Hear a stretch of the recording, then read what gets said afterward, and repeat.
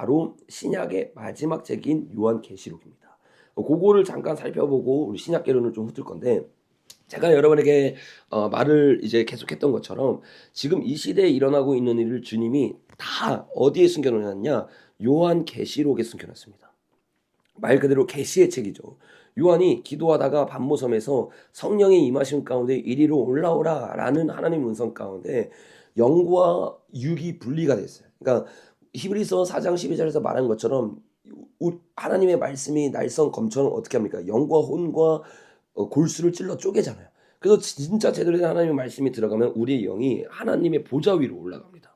그 보좌 위로 올라간 요한을 하나님이 육의 생각이 아니라 혼의 생각이 아니라 영으로 마지막 때를 깨닫게 합니다. 이게 다니엘 12장에 나와 있었던 봉함되었던 이 두루마기를 요한이 예수님의 힘을 입어서 풀고 그것을 본 것을 요약해 놓은 게 바로 요겁니다. 요것을 우리가 알고 있어야 이 마지막 때를 준비할 수 있고, 또 마지막 때를 준비하고자 우리 교단이 만들어져 신학교가 만들어졌잖아요. 그래서 우리 교단과 신학교에 있는 사람들이라면 요거는 그냥 달달달달 외우고 있어야 됩니다. 요게 제가 여러분에게 말했던 일곱 인, 일곱 나팔, 그리고 일곱 대접을 정리해내는 거예요.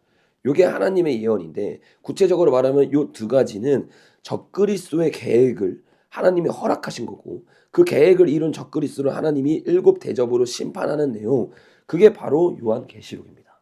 요한계시록에 우리가 계속 나눴던 것처럼 앞으로 이 세상 가운데 10가지의 일이 일어날 거라고 예언을 하고 있어요. 첫 번째, 이것이 이미 일어났다고 우리는 볼 수 있죠. 2022년에 전 세계를 봉합하고자 미혹이 시작됩니다. 미혹. 그게 첫째 일이에요. 이 미혹의 시즌이 끝나고 나서 정말 놀랍게도 우리가 그동안 계속 나눴던 것처럼 둘째 인이 붉은 말이면서 전쟁인데, 이 전쟁이 실제적으로 러시아와 우크라이나에서 일어나고, 또 이스라엘과 하마스에서 헤즈볼라, 헤즈볼라에서 이란까지, 이 중동 전쟁까지 이어지면서 진짜 성경에서 말했던 시편 83편의 전쟁이 시작이 된 거야.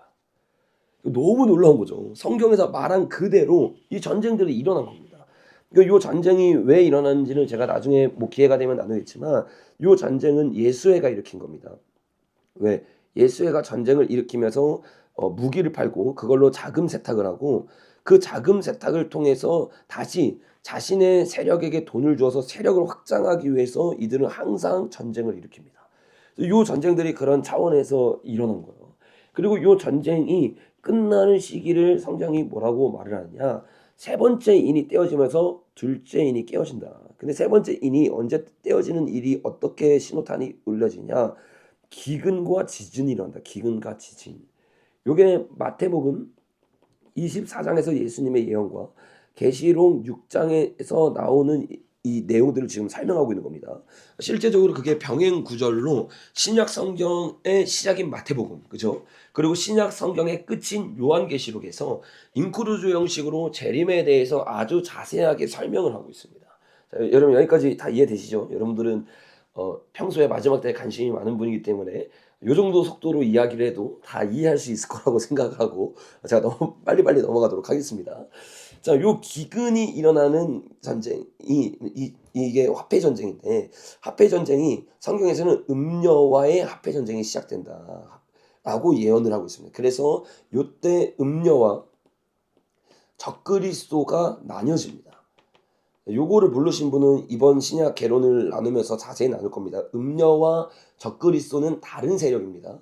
적그리스도가 음녀를 이기면서 영웅이 되면서 예수 그리스도 행세라는 겁니다. 요게 계시록 17장에 자세히 예언되어 있습니다. 요거는 나중에 계시록을 나누면서 우리가 나눌 거예요. 그래서 요때부터 그 세력들이 나뉘어져서 음녀와 적그리스도의 전쟁이 시작되면서 무슨 전쟁을 하냐? 화폐 전쟁. 누가 패권을 갖느냐에 따라서 전 세계의 흐름이 달라지기 때문에 요 전쟁이 지금 일어나고 있는 겁니다. 요 전쟁이 일어날 때 성경에서는 기근의 때 남은 자들의 부흥이 시작될 거다라고 얘기를 했어요. 그래서 지금 트럼프가 당선이 되고 나서 전쟁을 멈추려고 하죠. 왜? 요 전쟁이 끝나고 요 세 번째 인의 시즌으로 들어가고 있는 시즌이라고 저는 지금 2025년이 그런 시즌이라고 생각을 합니다. 그러니까 요런 시즌 가운데 요 남은 자들의 부흥이 시작되는 거야. 그러니까 저 여러분이 신학교에서 지금 말씀 배우는 거는 여러분 그냥 뭐 내가 4년 뒤에 전도사 해야지 여러분 이런 마인드로 하면 안 돼요. 곧 늦은 비 시즌이 시작됩니다. 남종과 여종에게 어린아이서부터 늙은이까지 하나님의 놀라운 역사가 이른비 성령과는 비교가 안 될 정도로 강력한 역사가 일어날 거라고 성경에 예언되어 있어요. 여러분 이런 성령의 역사가 일어날 때 가장 중요한 게 뭐냐? 바로 말씀입니다. 말씀. 그 여러분들이 지금 신약을 공부하고 여러분이 지금 요한계시를 공부하는 건 너무 중요한 거예요. 왜? 하나님이 이른비 성령을 내릴 때 바울을 통해 좀 이따 자세히 나눌 건데 뭐하냐? 교회를 세웁니다. 교회를 어떻게 세워요? 반석 위에 세워요. 반석이 뭐예요? 하나님의 말씀입니다. 이 말씀이 없이는 성령의 역사가 아니라 적그리스도에게 미혹을 당해요. 왜? 적그리스도가 총 3명입니다. 음녀가 있고 그 음녀가 밑에 누가 있냐면 적그리스도, 정치적 적그리스도, 정치적 그리고 종교적 적그리스도가 있습니다. 요 세력들이 이제 음녀를 배반해서 이들이 이제 패권을 잡게 되는데 이 종교적 적그리스도의 특징이 뭐예요, 여러분? 이적을 행해요. 표적을 행합니다. 그래서 이적과 표적, 성령의 은사, 우리 에포드 신학교는 성령의 은사를 인정하고 사모합니다. 근데 표적과 이사만 가지고는 분별이 안 되는 세상이에요. 지금은 말씀을 가지고 누구처럼 아볼로를 가르칠 수 있는 아굴라와 브리스길라가 필요합니다. 그러니까 바울을 통해서 우리가 이제 세 번째, 네 번째부터 나눌 건데 브리스길라, 그 다음에 아굴라가 일어났고 이 두 명을 통해서 청년이었던 아볼로가 일어납니다. 이 아볼로를 통해서 어마어마한 기적들과 수많은 일들이 많이 일어나죠. 아볼로가 열정이 있었는데 뭐가 없었는지 아세요, 여러분? 성경에 대한 올바른 지식이 없었어요. 그래서 어디까지 알고 있었느냐? 성경에서 말하기를 침례 요한 때까지만 알고 있었다고 해요. 침례 요한의 세례. 그러니까 여러분 사도행전 19장에 나오는 얘기입니다. 사도행전 19장을 보면 바울이 에베소로 가는데 그때 이 에베소에 있었던 아볼로는 고린도로 갑니다. 그러니까 원래 이 에베소에 있던 거는 아볼로거든요.